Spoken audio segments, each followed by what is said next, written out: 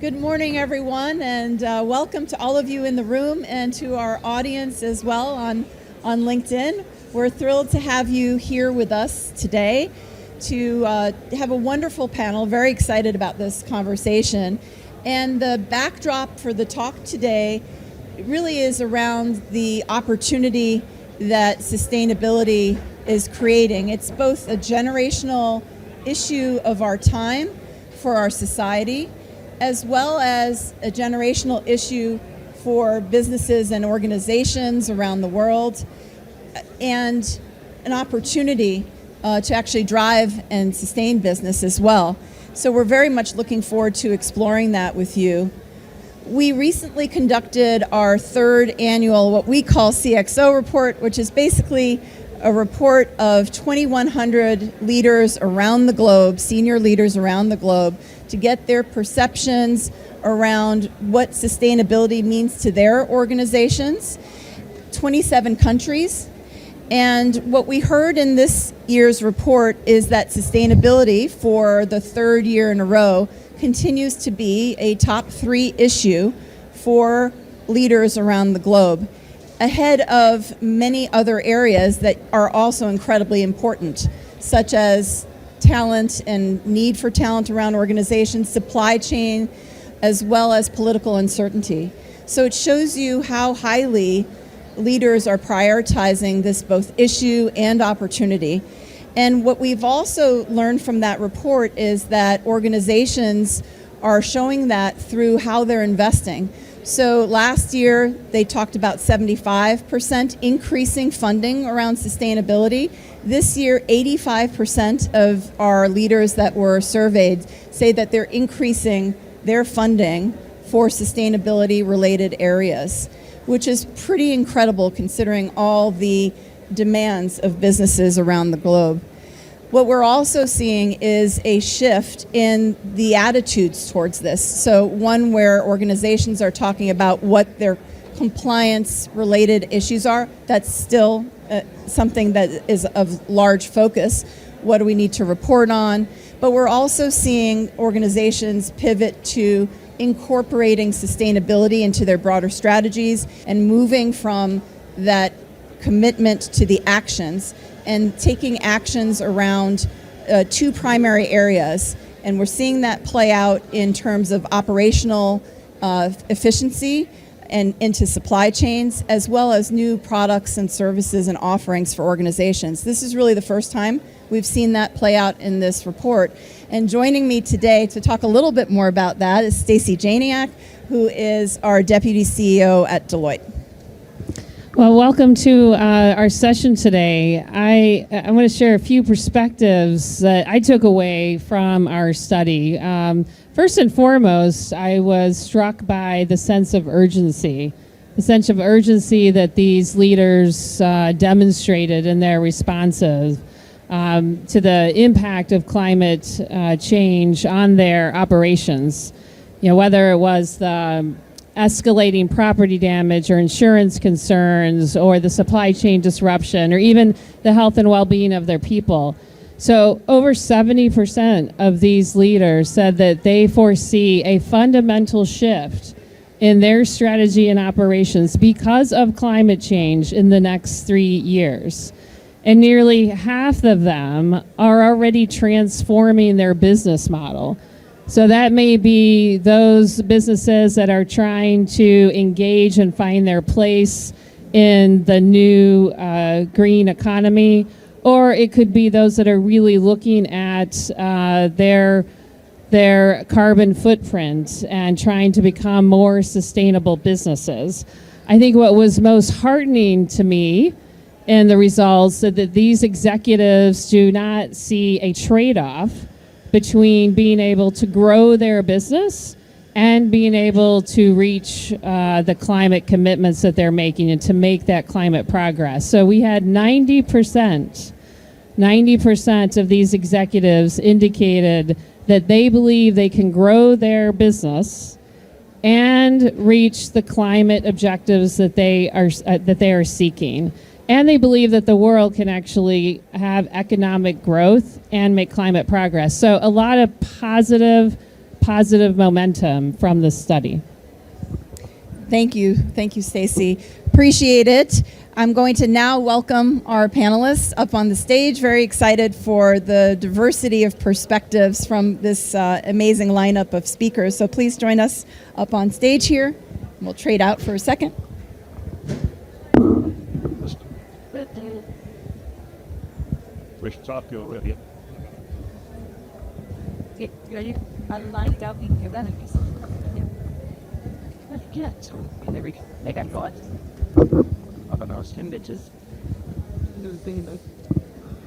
Welcome to our panelists. Thank you for joining us today.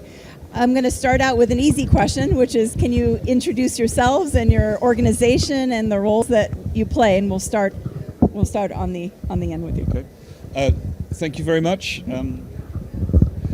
It's good to be here. My name is Dominic Warre. I'm an Executive Vice President of something called the World Business Council for Sustainable Development. That's about 252 leading multinationals who are committed to the sustainability transition across climate, nature, tackling inequality. Deloitte is a fantastic leading member of our organization, as is SAP and many others of you in the audience and on the panel. Thank you. Thank you, Dominic. My name is Matthias Medert. I'm heading the sustainability team in SAP, the software company that's also offering solutions in the sustainability world, working also together with Deloitte. And happy to be here. Thanks for having me. I'm Bridget Fawcett, and I lead our sustainability and corporate transitions practice at Citi, where we advise clients around their sustainability journeys and think about solutions for their growth strategies that are also sustainable strategies.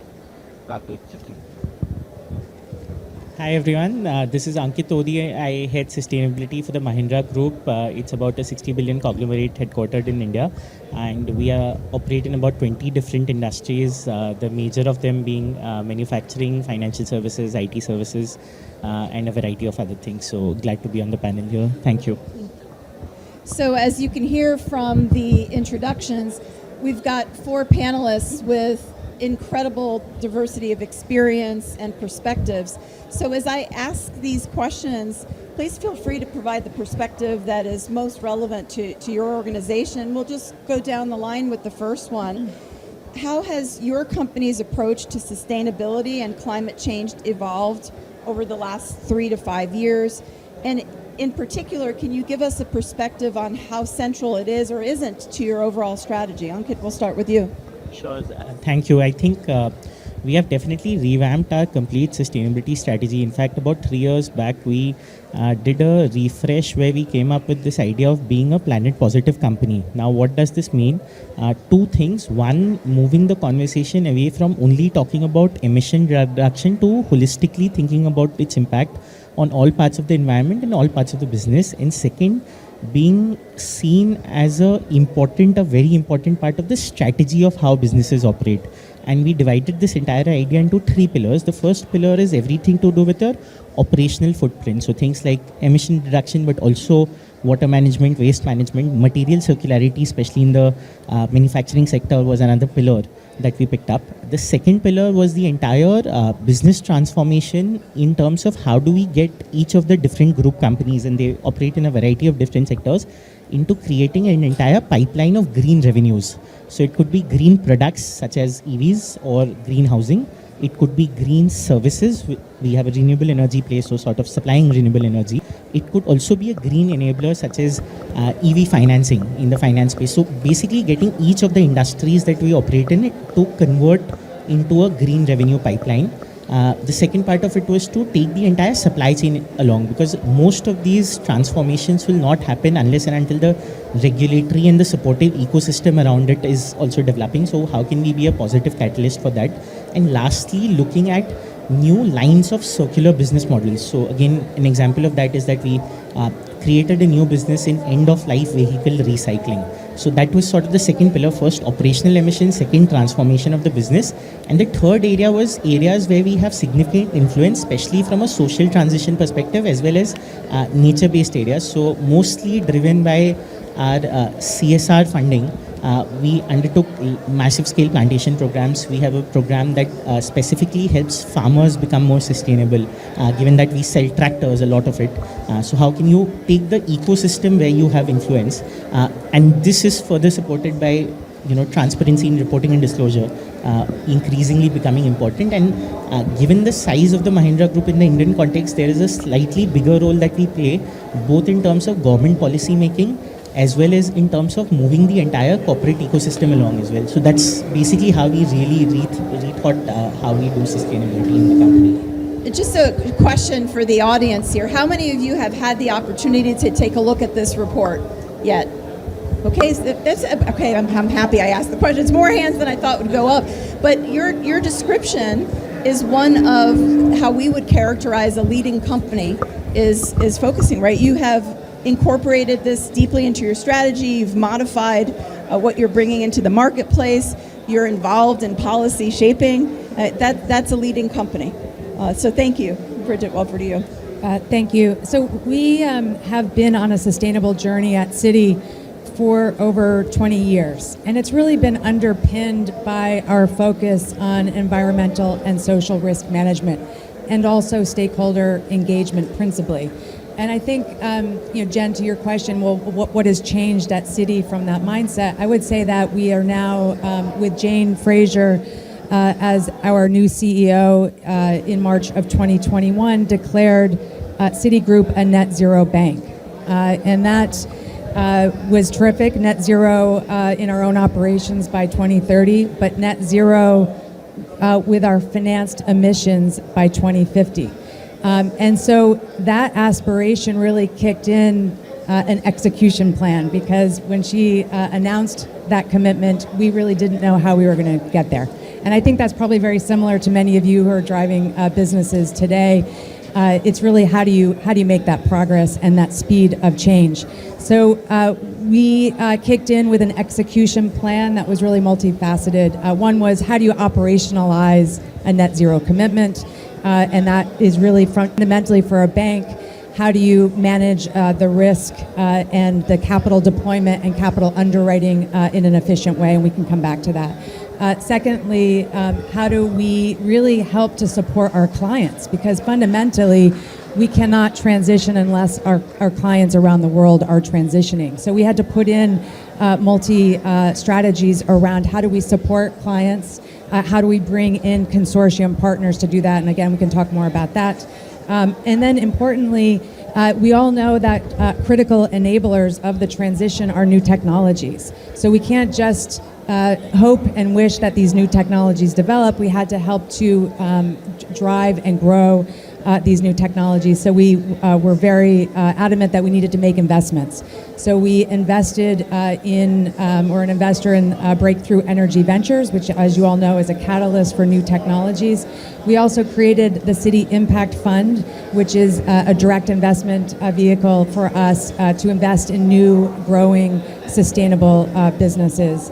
And then most importantly, as we think about not just being a sustainable enterprise, but the business of sustainability, this is an incredible opportunity for us, as it is for businesses around the world, to really drive innovation and commercialization. So we had to realign and create organizational structures to be able to generate these opportunities. So new carbon markets practices in our markets business, new ways to think about supply chain funding that's green, new sectoral focus areas in our banking business, and so on and so forth. I can go on, but I won't.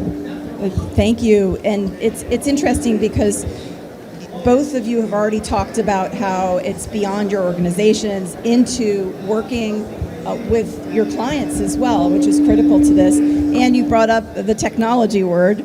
So Matthias, I think that's a perfect tee up to your comments on this. Absolutely, that fits very well. So also SAP has started the sustainability journey already like 2008, 2009. We set ambitions and goals, and so far we have all achieved them earlier than what we have planned for. And so our latest move has been like 2 years ago, where we said we want to advance our net zero goal from 2050 20 years ahead to 2030. right? So we know it's very ambitious, and we are pretty clear that this is not working if we treat sustainability as a separate strategy. Something goes separate to the normal business strategy, right? That's why we already for many years made sure that we do not have a sustainability strategy, but rather have a sustainable business strategy. And so when you look at SAP's strategy, it's about, of course, we want to make our customers more agile, ensure that they have a robust supply chain and all that, but also to make them more sustainable. And that means it cannot stop with us being more sustainable as a company, as we call it an exemplar. But like the two of you also said, we are pretty much focusing on the enabling piece, because we think that the multiplier effect is much higher if we can help our clients to meet their goals. I mean, SAP is known to run the financials and all these material flows through the companies. And so it's rather a natural attachment to say, okay, why not using also some ESG parameters like emissions, like carbon footprint or whatever, to these different products and cost centers and all that. So we have all this infrastructure, we need just to enhance it a little bit, and that makes it easy for our customers to attach the sustainability topics into their core business as well.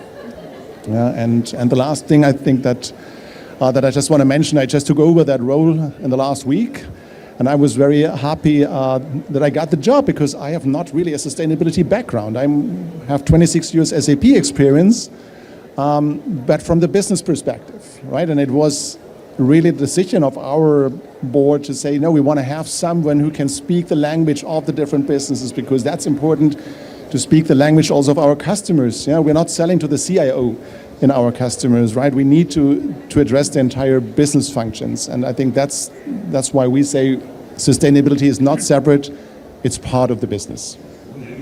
It's interesting. I've typically called it, it's not a side order of sustainability, it's integrated into the business, and that's what each one of you is talking about. Dominik, you have a unique perspective on this, much broader than one organization. Maybe you can share your thoughts on that as well. Yeah, thanks very much for that.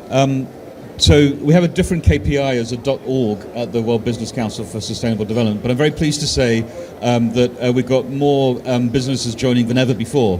I mentioned 252. I've been there 3 years. It was 201 when I joined. That's a 3-year growth, so that's pretty good. And why is that? I think it's exactly what we just heard from this panel. And by the way, congratulations on the 3rd edition of the C x0 Sustainability Report, because it's really good. Well worth a read if you can take a look at it. How many of you in the audience are kind of in the sustainability department in your company or the organization that you're in? 1, 2, 3. Okay, so you probably will experience what they just heard on the panel, and that's kind of what I think is going on, in terms of the journey, insofar as the role of the CxO is changing quite considerably, and I'm sure you're seeing that in your clients as well. And Matthias, you're the perfect example of that, kind of next gen, but perfect, because it's not the side order, it's the main order. And so for someone who has been in an organization in that role, I expect you're thinking, oh my goodness, so now I've got to really get to the guts of materiality assessments and understand the footprint, not just in my enterprise, but along a value chain. But once I've done that, I've got to get into kind of target setting. And that's not just me in my department. I've got to go speak to Stacy or someone at the board, or, oh my goodness, or the CFO or the chief risk. And this is language which I haven't had to use before as a sustainability. So I'm now having to learn a new set of languages. And then it gets really scary, because I've got to turn it into a transition plan for the enterprise or for the value chain. And that's not just me, that is my colleagues in the CFO's office, or chief risk, or heads of procurement, or purchasing, or R&D. Oh my goodness, that's now quite a stretch. And so I've got to be in the guts of the business to know it. And then it turns out, then particularly for many businesses, it's not just what we do in our own enterprise, it's across, as I mentioned, a value chain. In carbon accounting, a scope 3. So that's hundreds of thousands of suppliers upstream. So that's my friends in procurement and purchasing. Oops. And that's everybody downstream, all the customers. So that's marketing and oh my goodness. So, and I got a call and I had to report back to the board in 40 days with a plan. That's the kind of mainstreaming pressure, I would say, that a lot of CxOs are under, which is why this piece of work is so helpful, because it tells us that it is not a side dish, it is a main dish, but all those times we've been saying, for those working in sustainability, it's the main thing. Well, here we are. Here we are. And suddenly the whole toolkit has to change, and we have to be able to speak, to the CFO's language or the chief risk, or indeed get our friends who've been in the business to now understand all these weird words in sustainability. Double materiality. Explain that to me in a simple, why should I care, right? And that's what's going on. And that's why it's such an important moment in terms of that transition, because this is how a business will be successful and will be competitive. Because goodness knows how many great pieces of work Deloitte or Citi or Mahindra or SAP or others have done, which are telling us how volatile it is across those supply chains now, how competitive it is for customers, but more importantly, in a way, how revenues drop and costs increase as unforeseen events start to take place, or it's more difficult to secure resources or to turn things into goods. So I think that's why we've grown quite considerably, because this is a mainstreaming event, and that means that we have to change our language. And when we talk about corporate performance and accountability, rather than trying to make the case for sustainability, which maybe was the case 10 years ago and was the case for CxOs 10 years ago, now it's kind of doing it. And so the question is, how do I get this done? And that's where this piece of work is so enormously helpful. Thank you for that. And we've have examples on the panel today of leading organizations, but one of the things the study also showed is we've got a large number of organizations that are sort of clumped in the middle and are still struggling to conduct needle-moving actions that will turn this into both what we're hoping to achieve from a sustainability perspective more broadly, and also the economic returns that we believe are a possibility as well. So we've heard a lot of upside conversation so far. Dominic, I'll come back to you to start with this, just given your broad perspective. What do you think is stopping organizations, and each one of you after that with your thoughts as well, from moving faster on this? And, are there immediate things that come to mind in terms of the barriers that we can talk about openly? Yeah, that's a great question. And I would suggest, there's all sorts of technical things that one can get into, but language is a key one. So if I haven't grown up in one part of the business and I'm coming to purchasing or procurement and I'm using sustainability flow, it's not going to work. If you're not interested in listening to me as a sustainability person, it's not going to work. So there is a kind of ability for those on the sustainability side to talk in the language that our head of procurement would use, or our head of purchasing would use, or when we go into the chief risk officer's team, those kinds of language sets.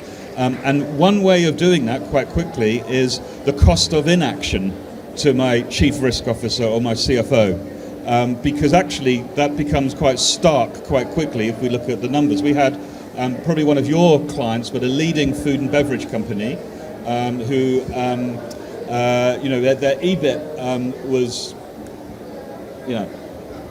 close to about kind of a couple of billion a year, EBIT, but running the kind of impact assessment of doing nothing in terms of the resource issues, water, changing climate, that was wiped out in 8 years. And then the ability to present that language into board suddenly changed the game. And it's like kind of not why should we, but how quickly can we kind of deal with this? But it was not an approach that the sustainability team would have ever taken before. They'd have gone out and kind of created partnerships and topics and been on panels like this, rather than actually working inside the guts of the organization. So that's one thing, which is language and approaching this, how other functions in the business understand that and turn it into the main course, as it were. There's many others, but that's one suggestion. Other perspectives, Matthias?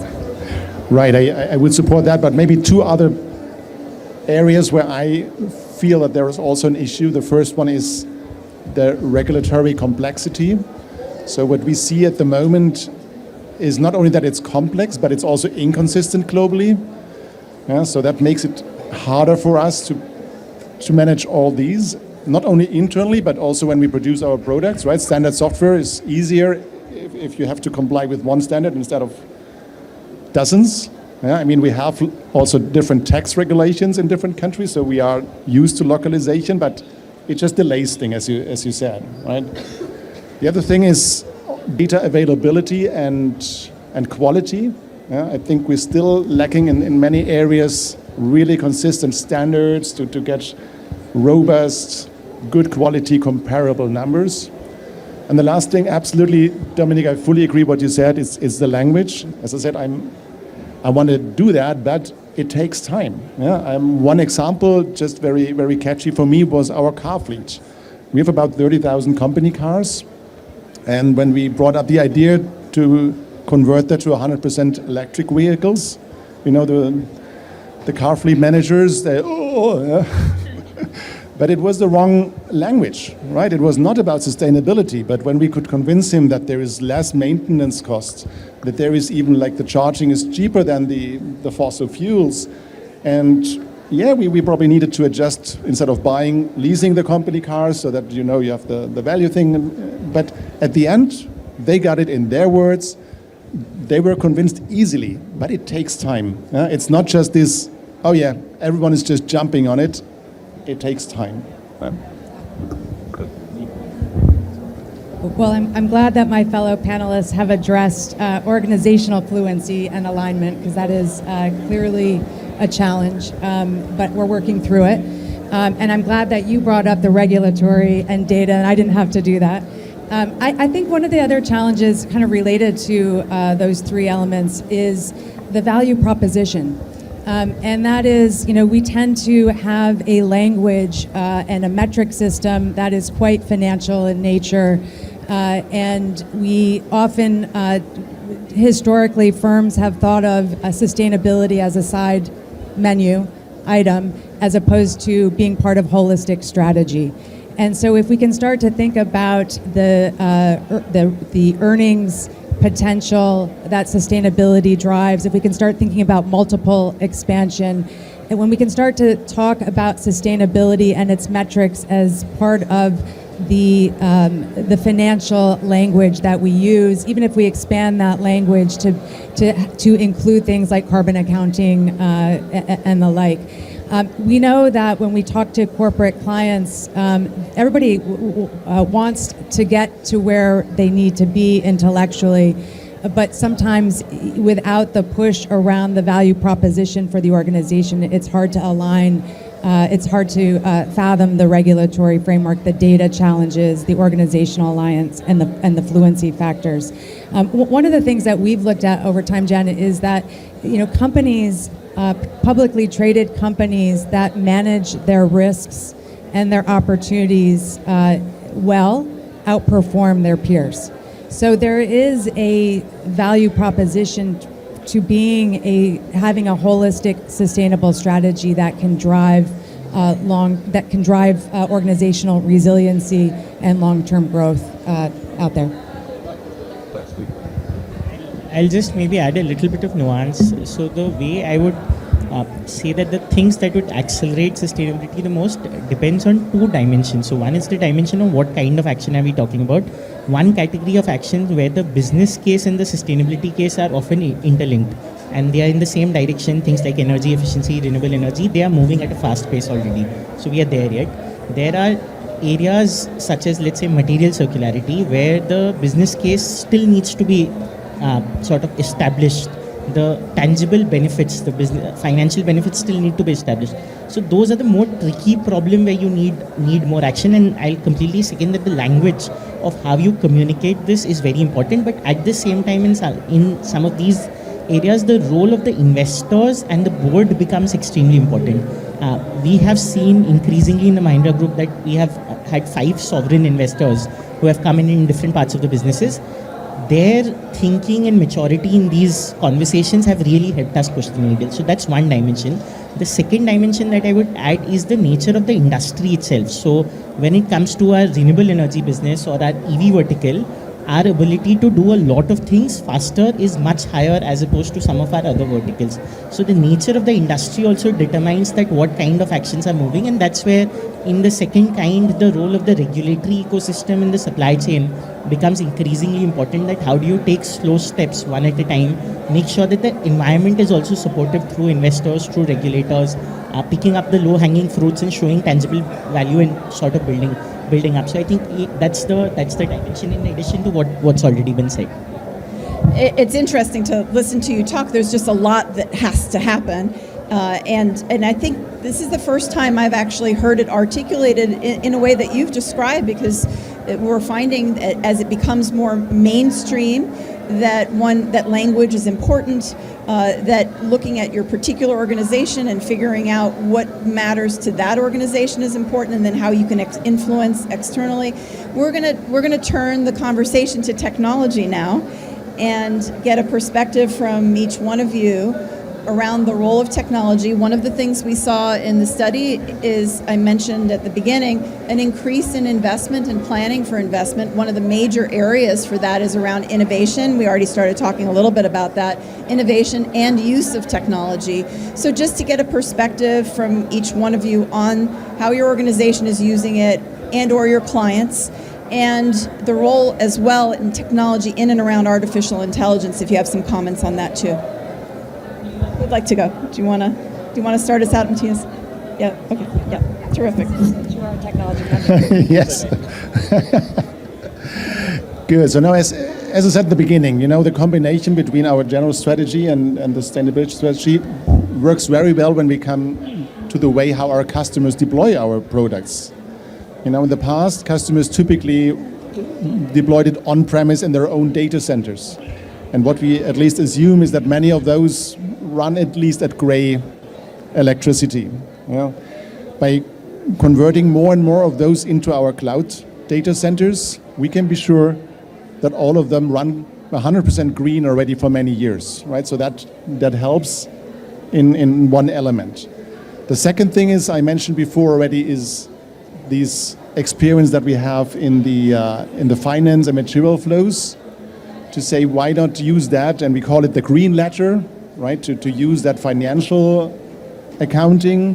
Why not use that also for a transactional carbon accounting, for example? So use the technology that's there, the applications that are out there, enhance them, and make it a use case for sustainability.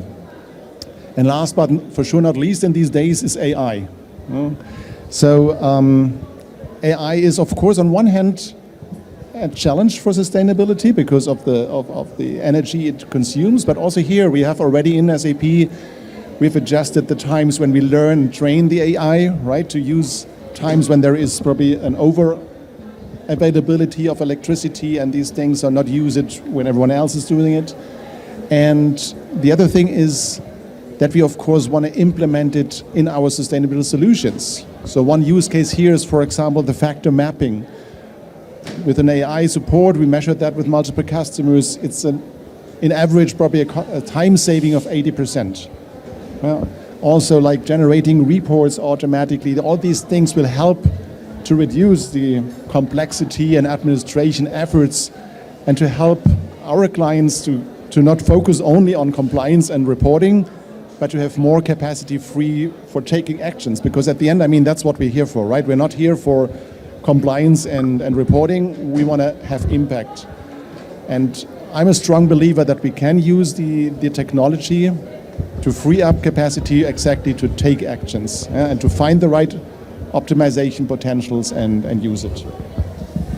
Jen, can I just add?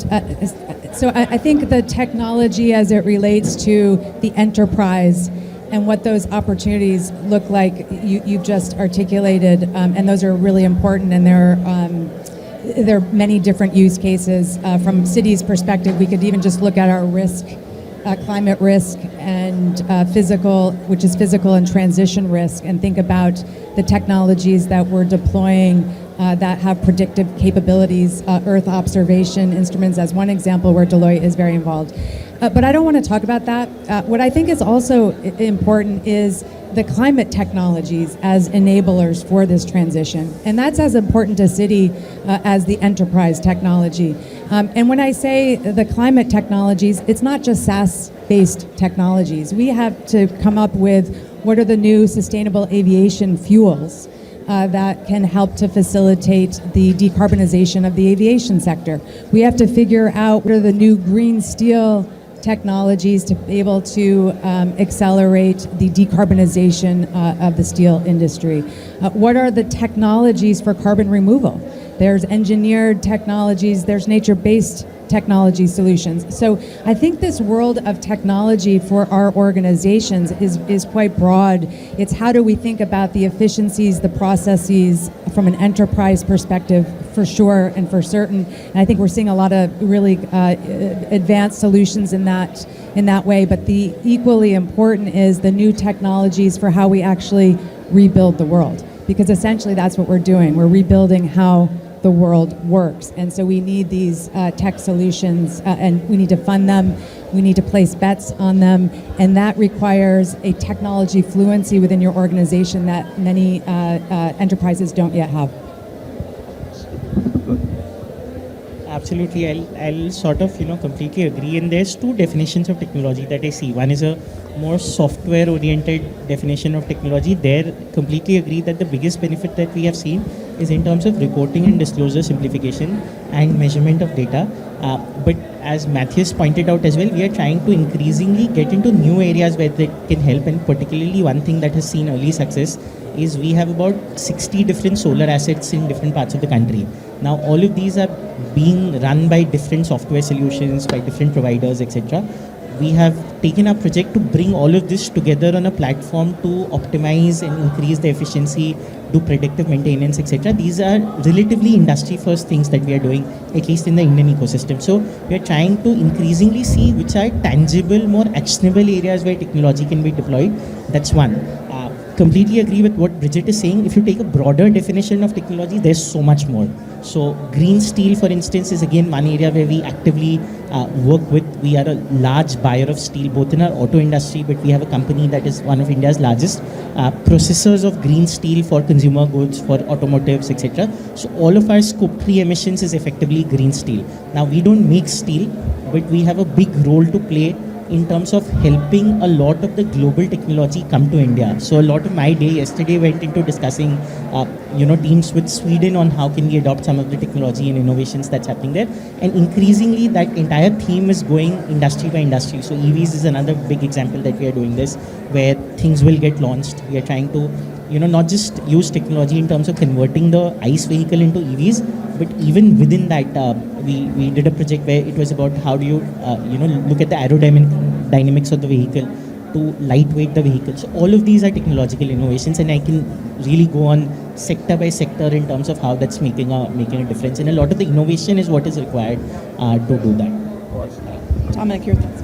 Yeah, thanks for that, Jen. And just to go build on Ankit's point, I think there is a sort of technological disruption sweeping through the sustainability space, which, like any disruption, you catch the wave in the right way, and here we go with the transformation, or you are too late and you're kind of left behind, or you don't understand and you kind of lose value. I think there's obviously the enterprise technology, there's the solutions technology.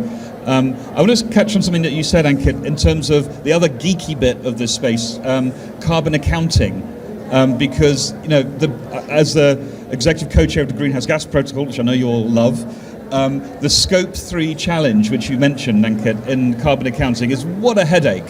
What a headache in terms of being accurate about that. A whole book of assumptions, right, of different industry sectors, and yet, with great support from SAP and others, here comes a technological disruption in Scope 3 upstream supplier reporting, which is getting into the carbon product footprint rather than a bunch of sector assumptions, and with a methodology and a data exchange technology which allows an API to flow through thousands of suppliers in an easy way, which has produced a 37% improvement in Scope 3 accuracy in upstream suppliers, and a cost-effective way for those suppliers who are really worried about the cost of carbon product footprint accounting. Now we know then, with measurement and data and a sense of accuracy, now let me start to choose my upstream suppliers who deliver on what my aspiration is for my target, and for Citi and for others, let me start to see where I put my investments in place. That's a technological disruption which we can now place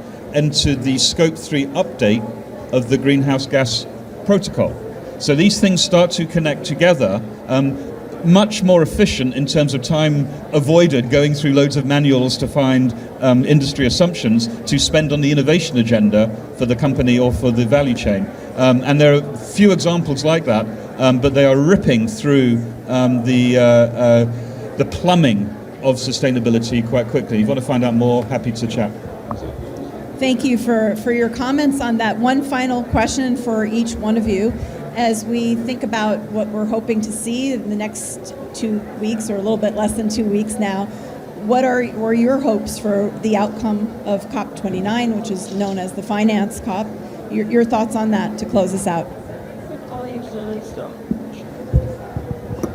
Sure. So clearly there's been a lot of hard work coming into this COP, and we are hopeful that the goals and objectives of the presidency and the UNFCCC and all of us who are involved in this are met. But I think we each have individual input into that, but we don't have ultimate control over that. So I think one of the pieces for me that is as important is that we come away from this COP, each one of us, with stories of innovation and change and progress. And I think if we were just to walk around the blue zone, walk around the green zone, go into town, talk to folks at your meeting through networking, etc., the story of change is pretty palpable. And the innovation that's happening with corporates, with governments, with NGOs is super exciting. And so I think for me that is the takeaway of COP, is how do we keep those stories going of progress and innovation. I'll actually maybe bring a very India-specific view to this conversation. So India being the third largest emitter right now, much lower when it comes to per capita emissions, but the country as a whole put in about $23 billion into climate finance last year. The requirement is roughly about 120 billion. So to me, where does that number go is probably the main KPI to track. The second thing, sub-metric that I would track is the cost of financing, both for debt and equity. How can we reduce for debt, reduce the cost of financing, and for equity, just take more bolder bets beyond some of the more safer sectors such as EVs and renewable energy. How do we move that success to other sectors? That's how I would think about the success. So first of all, I think we should credit Azerbaijan and the city of Baku for a brilliantly organised COP compared to some that we've been in. So congrats, because these are not easy things to pull off, and I think we've all felt the arrangements have been quite, smooth. Second of all, in terms of what one would expect, it was mentioned in the panel, Jen, earlier on, but we're at a stage where there's been so much innovation and collaboration over the last decade in different sectors with different companies that a load of learnings have been found out. And we're getting to a stage of, my goodness, we could scale this if. And the if becomes a kind of a policy suggestion or a policy ask. That's on one side of the equation. On the other side of the equation, we've got those people who've been very much in the public sector, internationally or nationally. It's all about regulation. Regulate, and the thing will happen. Oh, it's turning out it's quite hard to have harmonized international regulation.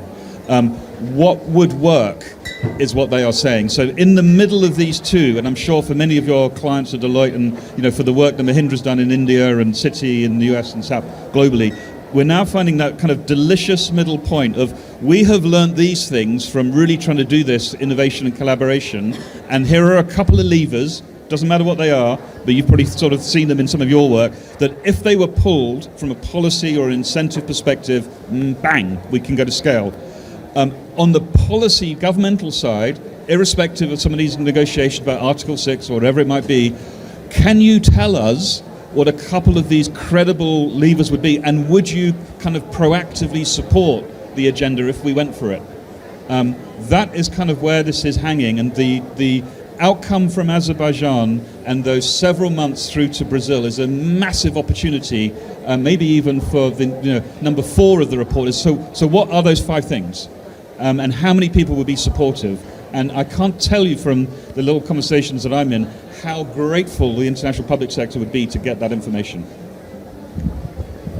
Okay, being the last one, it's the hardest. I would just agree what my 3 co-panelists said.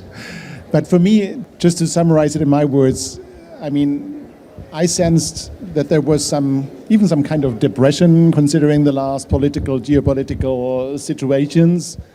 And as Bridget says, getting from COP all these stories about what's possible, be it on the political or on the government side, but also on the private sector side, and the combination, how these things can grow together, as you said, get the good stories, get the motivation, see the technology that can help us, see the opportunities, this wave that Dominic talked about earlier, and to take that spirit home.